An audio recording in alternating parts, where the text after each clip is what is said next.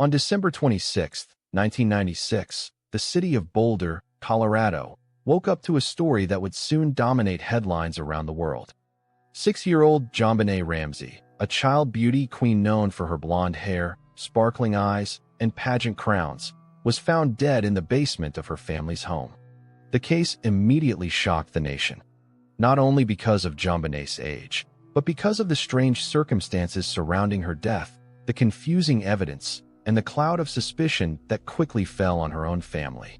More than 2 decades later, the murder of JonBenét Ramsey remains one of America's most infamous unsolved cases, a mystery filled with conflicting theories, unanswered questions, and lingering controversy. The story begins the morning after Christmas in 1996. Patsy Ramsey, JonBenét's mother, awoke around 5:30 a.m. and discovered a 2.5-page ransom note left on the kitchen staircase. The note demanded $118,000 in exchange for JonBenét's safe return, a bizarrely specific amount that matched the bonus her father, John Ramsey, had recently received from work. The note claimed to be from a group called a foreign faction and instructed the family not to contact police, warning that doing so would risk JonBenét's life. Despite the warning, Patsy immediately called 911. The police arrived at the sprawling Ramsey home within minutes. Friends and family soon gathered at the house as well, filling the crime scene with people. From the very beginning, the investigation was plagued by mistakes. Officers failed to secure the scene properly, allowing contamination of potential evidence. Detectives searched parts of the house, but overlooked the basement where JonBenét's body would later be found. For hours, JonBenét was considered missing. But shortly after 1 p.m., John Ramsey went into the basement with a family friend and discovered his daughter's body in a small windowless room. JonBenét was covered with a white blanket. Duct tape was over her mouth, and a garrote made of cord and a broken paintbrush handle was wrapped around her neck. Her hands were tied, and she had suffered a head injury. John lifted her body and carried her upstairs, further disturbing the scene before police could properly examine it. The coroner's report revealed chilling details. JonBenét had died of asphyxiation due to strangulation, with a skull fracture as a secondary cause. There was evidence suggesting sexual assault, though some experts debated whether it was recent or prior. The brutality of the crime contrasted sharply with the ransom note, which had implied a kidnapping for money. The note itself was unusually long, rambling, and filled with strange phrases. Handwriting experts determined it was likely written inside the Ramsey home, using a pen and notepad from the kitchen. Almost immediately, suspicion turned inward. Theories formed around the possibility that a member of the Ramsey family was responsible. John, Patsy, and their 9-year-old son Burke were scrutinized heavily. The ransom note seemed amateurish, and investigators found it strange that it demanded such an oddly specific sum. Critics argued that an outsider would not have known about John's bonus, pointing instead to someone within the household. Patsy Ramsey, in particular, drew suspicion. She had discovered the note, called 911, and was known for her strong personality and involvement in JonBenét's pageant career. Some theorized that Patsy may have accidentally harmed JonBenét in a fit of anger or during a struggle and then staged the crime scene with a note to cover it up. Others speculated that Burke, JonBenét's brother, might have accidentally killed her during a sibling altercation, with the parents staging the scene to protect their son. These theories gained traction in the media, painting the Ramsey family as prime suspects. But the family strongly denied involvement. They cooperated with media interviews, most famously sitting down with CNN just days after the murder to plead for the killer to come forward. They hired high-profile attorneys and investigators to defend themselves, which only fueled public suspicion. The case quickly became a media circus. The image of a beautiful child in pageant dresses and tiaras dominated television screens and magazine covers. News outlets dissected every detail of the ransom note, the family's body language, and the forensic evidence. The Ramseys, who had once been a prominent, wealthy family in Boulder, were thrust into a nightmare of public scrutiny. The Boulder Police Department came under heavy criticism for mishandling the investigation. The failure to secure the crime scene, The decision to allow family and friends to move freely through the house, and the lack of immediate interviews with key family members all contributed to a compromised case. As months turned into years, the investigation stalled, and the spotlight shifted from finding justice for JonBenét to a debate over whether her parents were guilty or innocent. Over time, new evidence and alternative theories emerged. DNA testing in the early 2000s revealed that an unknown male's DNA was present on JonBenét's clothing.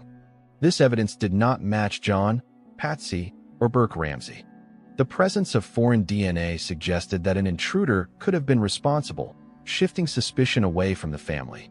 In 2008, the Boulder District Attorney formally cleared the Ramseys, stating that the DNA evidence exonerated them.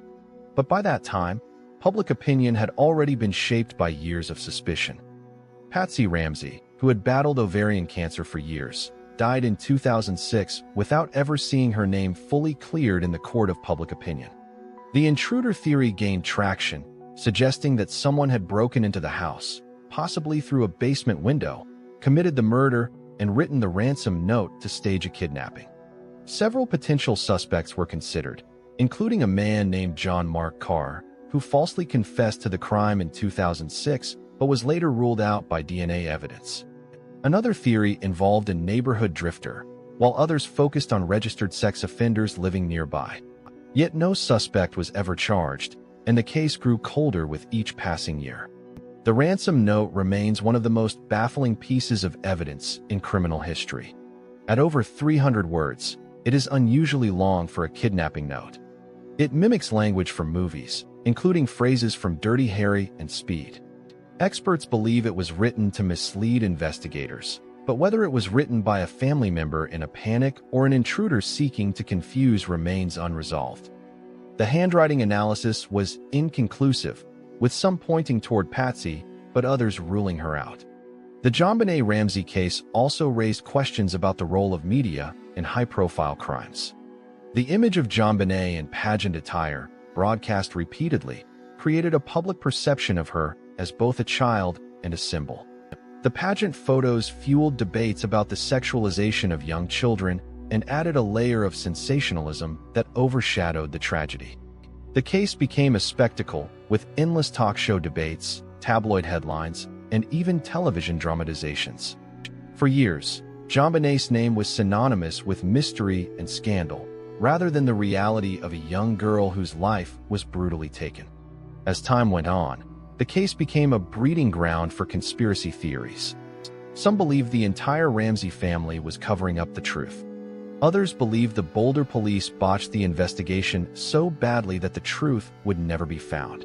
Amateur sleuths pored over the ransom note, analyzed crime scene photos, and speculated online about intruders, family members, or secret motives. The case evolved from a tragedy into a cultural obsession, one of the first to truly unfold in the age of 24-hour cable news and the internet. For the Ramsey family, life after JonBenét's death was marked by grief and suspicion. John Ramsey sold the Boulder home and eventually moved away.